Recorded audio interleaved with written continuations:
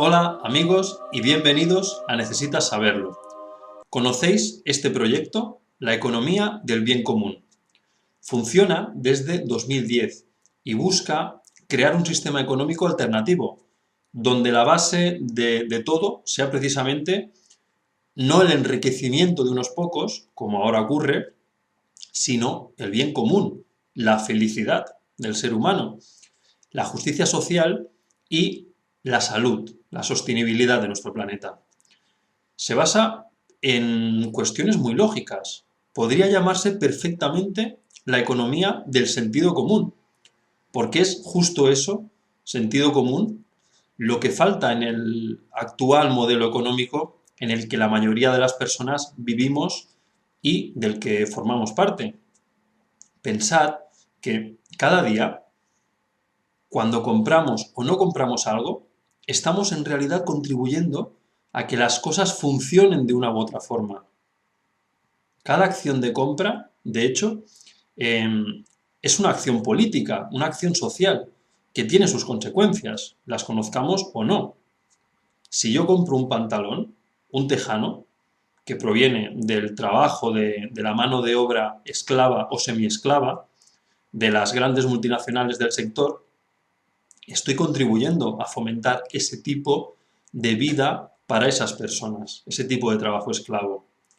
Por el contrario, si compro alimentos que, por ejemplo, provienen de la red de comercio justo, donde los agricultores de cacao o de azúcar de caña o de lo que sea reciben un trato digno, un salario digno y unas condiciones laborales dignas, estoy contribuyendo a que sus vidas sean dignas. Claro, eso normalmente incluye pagar un poquito más por ese producto. Debemos preguntarnos si es un precio que podemos pagar, pero yo creo que vale la pena, si se puede hacer ese esfuerzo, realizarlo por el bien común. Como digo cada vez que compramos algo, estamos apoyando a la empresa que fabrica eso que compramos. Le estamos dando nuestro dinero y por tanto le estamos dando nuestro poder. Cuanto más poder tiene una empresa, más capacidad tiene para influir o controlar los gobiernos de turno que, aunque en teoría y oficialmente son los que deberían defender nuestros derechos, los derechos de la mayoría, en realidad, casi siempre, por no decir siempre, trabajan para las élites económicas y sus intereses. Y claro, ese sistema está hecho para los que ya tienen mucho cada vez tengan más. La desigualdad en el mundo no deja de crecer. Ojo a este dato, ¿eh? Hoy día, de las 85 personas más ricas del planeta, o sea, esas 85 personas tienen la misma riqueza que las 3.500 millones de personas más pobres. Es decir, las 85 personas más ricas del mundo tienen la misma riqueza que la mitad de la población humana más pobre. Es tremendo. Y esa desigualdad no deja de crecer y crecer, sobre todo desde los años 80 hasta hoy, ya que en esos años 80 se establecen unas políticas neoliberales de la mano de la Escuela Económica de Chicago, los Chicago Boys, de Milton Friedman. Seguro que a muchos os suena. Y donde las desregularizaciones llevadas a cabo por Ronald Reagan en Estados Unidos y por Margaret Thatcher en Reino Unido nos han traído a donde estamos.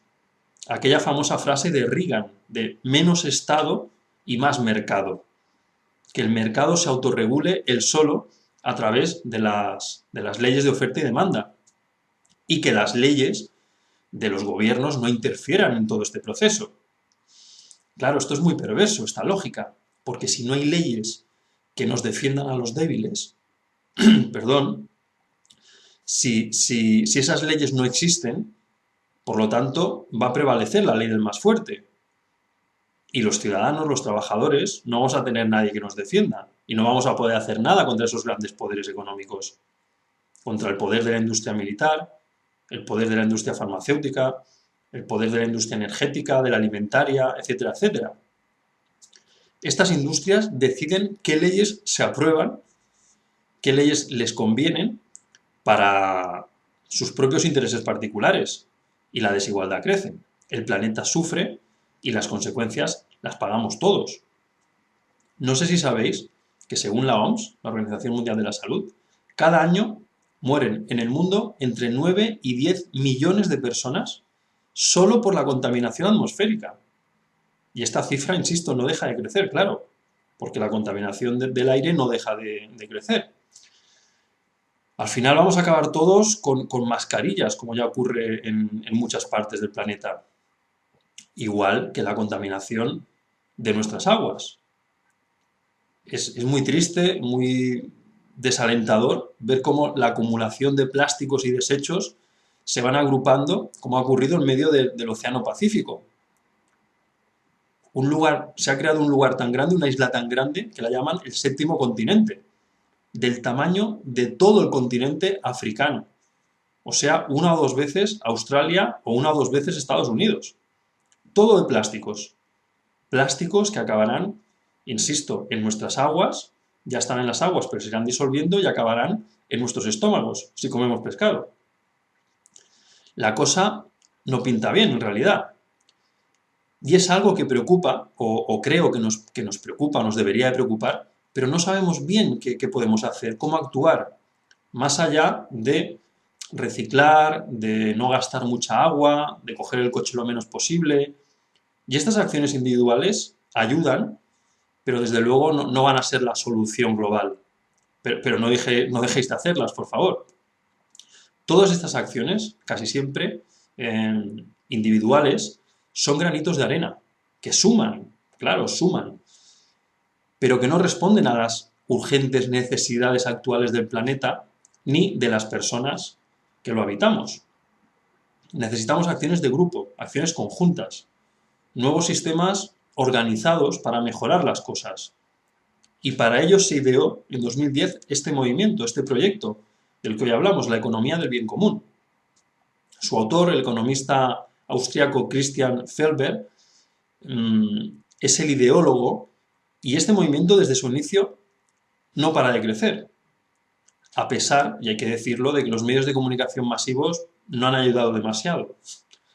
Pero cada vez más empresas, ahora ya hay más de 2000 que se han adscrito al movimiento, cada vez más colectivos y cada vez más personas, más particulares, se apuntan, se adhieren a este revolucionario sistema que busca dar algo de sentido común y responsabilidad social a la economía. También cada vez más universidades, más centros de estudio, están adhiriéndose a este modelo, buscando ese cambio que tanto necesitamos. La Universidad de Barcelona, por ejemplo, ha presentado a la UNESCO una cátedra en Economía del Bien Común. Todos sabemos que los cambios a escala macro no son sencillos de llevar a cabo, llevan su tiempo, pero las utopías de hoy son las realidades de mañana y las realidades de hoy son las utopías de ayer. Y todos podemos aportar para que ese cambio llegue cuanto antes, porque es que realmente lo necesitamos. Os explico a grandes rasgos cómo funcionaría este nuevo modelo económico. La idea principal es que los estados premien o castiguen a las empresas en función de su comportamiento social o ético, su comportamiento moral. Es decir, desde un punto de vista lógico, desde un punto de vista moral, y esto es algo que yo creo que coincidimos la mayoría de las personas, no tiene sentido tratar igual a una empresa que contamina sin medida, sin importarle nada lo que hace, o a una empresa que colabora con dictaduras que vulneran los derechos humanos, o a una empresa que utiliza mano de obra infantil o que no ofrece el mismo salario para hombres y mujeres. Digo que no sería justo tratar igual a este tipo de empresas que a otras empresas que sí tienen en cuenta este tipo de asuntos tan importantes. Estas empresas deberían de ser castigadas fiscalmente, económicamente, y a la vez deberían de recibir la reprobación de nosotros, de todos nosotros, de los consumidores finales. Y por el contrario, las empresas que sí muestren esa conciencia social al producir, deberían recibir ayudas fiscales, facilidades para que así puedan ir abaratando sus productos de cara al consumidor, para que a nosotros también nos sea más sencillo consumir ese tipo de productos morales que tienen en cuenta el bien común. Los productos que llegarían a los lugares de venta estarían clasificados por unos colores para que nosotros, el consumidor, al ver el color, rápidamente pueda saber si ese producto cumple con los requisitos de este sistema del bien común, o si no lo hace. Si encontramos un color rojo, no lo está haciendo. Si encontramos un color verde, sí lo está haciendo. Con lo cual, sabríamos qué sistema estamos apoyando con nuestras compras. Y es que yo creo que finalmente deberíamos ser los consumidores los que nos empoderemos y castiguemos a ciertas marcas y a ciertas empresas, conociendo cómo se comportan y cómo su manera de producir bienes y servicios nos afectan negativamente a todos. Esto sería lo ideal. Desarrollar ese tipo de responsabilidad y ese tipo de consciencia social y económica para cada uno ser parte del cambio que queremos ver en el mundo. Al final, una empresa vive de lo que vende. Si se reducen sus ventas, entran en pánico. Si mucha gente, por el motivo que sea, decide de golpe dejar de comprar un producto por X motivos, los problemas llegan para la empresa. Esto es así, tenemos mucho poder, pero como siempre ocurre, no lo utilizamos, no somos conscientes de ese poder.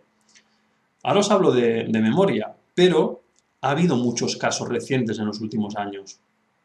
Quizás recordáis el boicot que se produjo contra Coca-Cola. No recuerdo ahora mismo si fue en Bolivia o en Brasil o en México, no recuerdo, hablo de memoria, pero hay que tener en cuenta que Coca-Cola utiliza unos 400 millones de litros de agua al año y estaba utilizando los acuíferos de diferentes zonas de algunos de estos países, perdonadme porque no recuerdo el dato exactamente, pero lo estaba utilizando de manera abusiva. Es decir, no dejaba prácticamente agua para las comunidades locales, ni para las cosechas, ni para el consumo humano, ni para el consumo animal, y además contaminaba en ese proceso de producción de manera exagerada. Y se organizó una oleada de protestas, un boicot, en unas pocas semanas llevaron las ventas a que cayeran a más de un 40% de Coca-Cola. ¿Y qué hizo Coca-Cola? Pues pedir disculpas, trasladar sus plantas de embotellamientos y tener mucho más cuidado en lo sucesivo con este asunto. De hecho, hace poco leí que Coca-Cola ahora mismo es una de las multinacionales que más se ha puesto las pilas en estos temas de sostenibilidad e impacto medioambiental. Para eso sirven las quejas en grupo. La unión hace la fuerza. Y esto es solo un ejemplo. Ojo, yo no digo que este modelo sea perfecto o sea la panacea y sobre todo no digo que sea fácil de implantar. Sobre todo porque todos queremos que las cosas cambien, pero no nos comprometemos con ese cambio. Y para que el mundo cambie, primero debemos cambiar nosotros, cada uno de nosotros. Es como esta foto que os pongo aquí detrás. Seguro que si preguntas ¿quién quiere cambiar el mundo? Todos levantamos la mano. Pero si les dices ¿quién va a cambiarse a sí mismo? ¿Quién va a renunciar a algunos hábitos para cambiar al mundo? Entonces la cosa ya es diferente. Porque esperamos que sean los demás los que cambien las cosas. Pero nos cuesta mucho ponernos a tirar del carro y ser coherentes con nuestra visión del mundo. Y la coherencia es tan importante para todo. Y claro, las élites económicas y los poderes fácticos, lo que vemos y no vemos, juegan con nuestra desidia, con nuestra falta de compromiso. Tú dile ahora a alguien que cada día se tome su litro de Coca-Cola o más, que hay muchos por el mundo que consumen Coca-Cola como si fuera agua, que dejen de hacerlo para mejorar el planeta o defender los derechos de los trabajadores en no sé dónde. Dile a alguien que come carne a todas horas, prácticamente cada día, que además que le puedes decir, la carne perjudica tu salud, la carne contribuye a la explotación y asesinato de inocentes animales que desde que nacen viven de manera indigna y sufriendo a todas horas en esa producción cruel e intensiva. Tened en cuenta que todo el miedo, todo el estrés, todo el sufrimiento del animal, la cortisona que genera, va a su carne, que luego se come la gente. Esa carne, en realidad, es un trozo de muerte, un trozo de miedo, de sufrimiento, que le estamos dando a nuestros hijos y que estamos comiendo nosotros.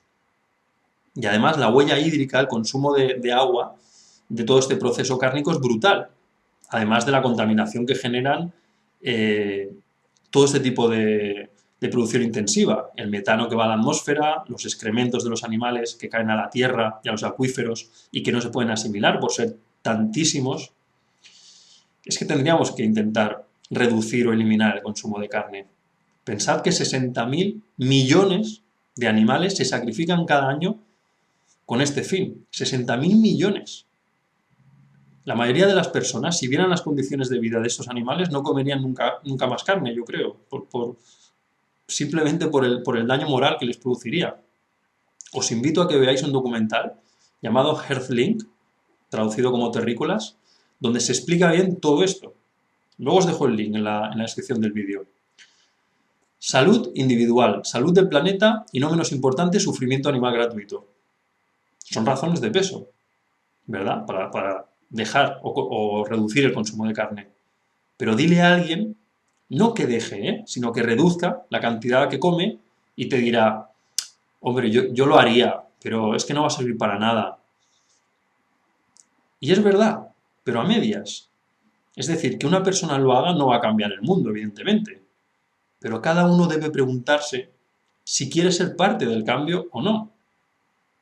Es así de sencillo. Yo no puedo hacer que los demás hagan según qué cosas, pero evidentemente sí que las puedo hacer yo. Y eso es coherencia, eso es consciencia y responsabilidad. Y todos debemos alimentar el cambio que queremos ver en el mundo. Muchos dirán, es que los políticos no están por la labor. Bueno, es que los políticos lo que quieren son votos. Y si la gente, la masa, demanda algo, ellos van a ceder a esas pretensiones. Los amigos que me veáis desde España, o sepáis la situación político-social reciente en España, sabéis lo que está pasando ahora mismo con las pensiones. Iban a subir un insultante 0,25 a los jubilados porque, según el gobierno, no había dinero para más. Eso provocó las airadas protestas masivas de los jubilados y ahora se van a subir un 3%, o sea, de un 0,25 a un 3%. Como dice el refrán, el que no llora no mama. Por eso no esperemos que sean los políticos los que mejoren el mundo. Porque para que te aparezca un Mandela, te van a aparecer 100.000 mediocres y cobardes burócratas al servicio de las élites. Debemos ser nosotros, las personas normales, la masa crítica, los que digamos a los políticos, oye, queremos esto, somos mayoría, trabajas para nosotros, te pagamos nosotros, y si no nos escuchas, no te queremos ahí. Pero de nuevo nos falta ser críticos y coherentes y tomar cartas activas en este y otros temas. Estamos distraídos, anestesiados, entretenidos, manipulados y enfrentados entre nosotros. Mientras que los de arriba se ríen de cómo juegan con nosotros y mueven las piezas en el tablero. Yo no entiendo el despertar espiritual sin el despertar social y colectivo, porque lo que vivimos y generamos fuera es el resultado de lo que vivimos y generamos dentro, en nuestro interior. ¿Un mundo mejor es posible? Por supuesto. Y además es necesario y legítimo que aspiremos a un mundo mejor para todos, o para la gran mayoría al menos. La economía del bien común puede ser algo que ayude en ese sentido, que aporte, insisto, sentido común a las actividades humanas y que ayude a que todo vaya mejor. También os dejaré el link de su web oficial en la descripción del vídeo, ¿de acuerdo? Es economiadelbiencomún.org. para que podáis profundizar y ver cómo podéis colaborar, porque hay muchas maneras de hacerlo. La primera, desde luego, dando publicidad y visibilidad al proyecto y compartiendo esta información, porque por desgracia no se habla demasiado de esto. Y sé de buena tinta que ha habido presiones en diferentes medios para que así sea. En fin, amigos, gracias por vuestro tiempo. Hasta aquí el vídeo de hoy. Un abrazo fuerte para todos y todas y hasta el próximo vídeo. Sed felices.